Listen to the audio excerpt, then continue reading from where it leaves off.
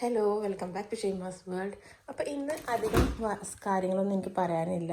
Just ചെറിയ കാര്യം നിങ്ങൾക്ക് കാണിച്ചു തരാൻ വേണ്ടിയിട്ടാണ്. ഞാൻ എങ്ങനെ നാട്ടിൽ നിന്ന് വേപ്പിൻ്റെ ഇല കൊടുത്തിട്ട് അതൊന്ന് സൂക്ഷിച്ച് വെച്ചേക്കണം എന്നുള്ളത് കാണിക്കാൻ വേണ്ടിയിട്ടാണ്. അപ്പോൾ ഞാനിപ്പോൾ ഈ വീഡിയോ എടുക്കുന്നത് പിന്നെ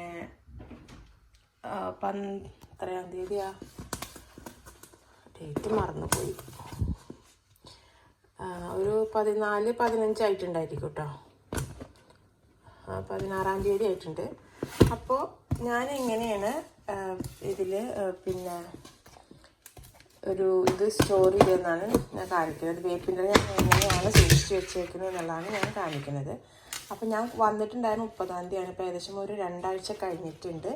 ഇനി ഇതിലുള്ള വേപ്പിൻ്റെ ഇലയ്ക്ക് എന്താ സംഭവിച്ചതെന്ന് നോക്കാം. അപ്പോൾ ഞാൻ എങ്ങനെയാണ് സ്റ്റോർ ചെയ്തിട്ടുണ്ടായിരുന്നത്. അതാ വേപ്പിൻ്റെ ഇല ഇപ്പോഴും ഫ്രഷ് ആയിട്ട് തന്നെ ഇരിക്കുന്നുണ്ട്, ഒരു കുഴപ്പമില്ല. ഞാനത് കഴുകുകയൊന്നും ചെയ്തില്ല കേട്ടോ. പിന്നെ കൊടുന്ന അതേപോലെ തന്നെ ഫ്രിഡ്ജിലേക്ക് വെക്കുകയാണ് ചെയ്തത്. അപ്പോൾ ഇതുപോലെ ചെയ്തതാണ്. ഇങ്ങനെ കുറച്ച് പൊട്ടിച്ചിട്ട് അതിൻ്റെ ഉള്ളിൽ വെച്ചു, എന്നിട്ട് അതിൻ്റെ അടിയിൽ പിന്നെയും ടിഷ്യൂ വെച്ചു. അങ്ങനെ ലെയറാക്കിയിട്ട് ഞാൻ വെച്ചിട്ടുണ്ട്. ഇപ്പോൾ ഒരു 2 ആഴ്ച കഴിഞ്ഞിട്ടുണ്ട്. 30-ാം തീയതിയാണല്ലോ വന്നത്. അപ്പോൾ 30-ാം തീയതി വരുമ്പോൾ തന്നെ അത് പിന്നെ നമ്മൾ വാഴൻ്റെ ഇലയിൽ കെട്ടി പിന്നെ ഒരു പേപ്പർ കൊണ്ട് പൊതിഞ്ഞിട്ടാണ് കൊടുത്തിട്ട് ഞാനിവിടെ ഒരു ദിവസം കൊടുത്തിട്ട് ഫ്രിഡ്ജിൽ സൂക്ഷിച്ചിട്ട് പിറ്റേ ദിവസമാണ് ഞാനിത് ഇതേപോലെ ഒരു പാക്കിലേക്ക് ആക്കിയിട്ട് വെച്ചിട്ടുണ്ടായിരുന്നത്. അപ്പോൾ ഇതുവരെ ഇപ്പോൾ ഒരു കുഴപ്പമില്ല. ഇപ്പോൾ 2 ആഴ്ച കഴിഞ്ഞു, ഇതിനിപ്പോൾ ഒരു കുഴപ്പമില്ല. അപ്പോൾ ഇത് ഞാൻ കുറച്ച് വേറെ സ്റ്റോർ ചെയ്താണ്. ഇനി ഞാൻ വേറൊരു കുപ്പിയിലും കൂടി സ്റ്റോർ ചെയ്തിട്ടുണ്ട്. അതും കൂടി ഞാൻ നിങ്ങൾക്ക് വേണ്ടി കാണിച്ചു തരാം. അപ്പോൾ അതാ ഈ ഒരു കുപ്പിയിലും കൂടി ഞാൻ സ്റ്റോർ ചെയ്തിട്ടുണ്ട്.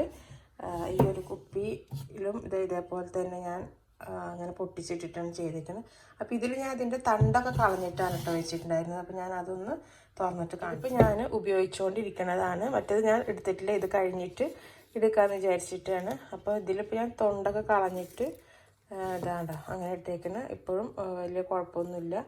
പിന്നെ 2 ദിവസം ഞാൻ ഫ്രിഡ്ജിൽ വെച്ചതിൻ്റെ ആ ഒരു വാട്ടം ചില ഇലകൾക്ക് ഉണ്ടായിരുന്നു കേട്ടോ.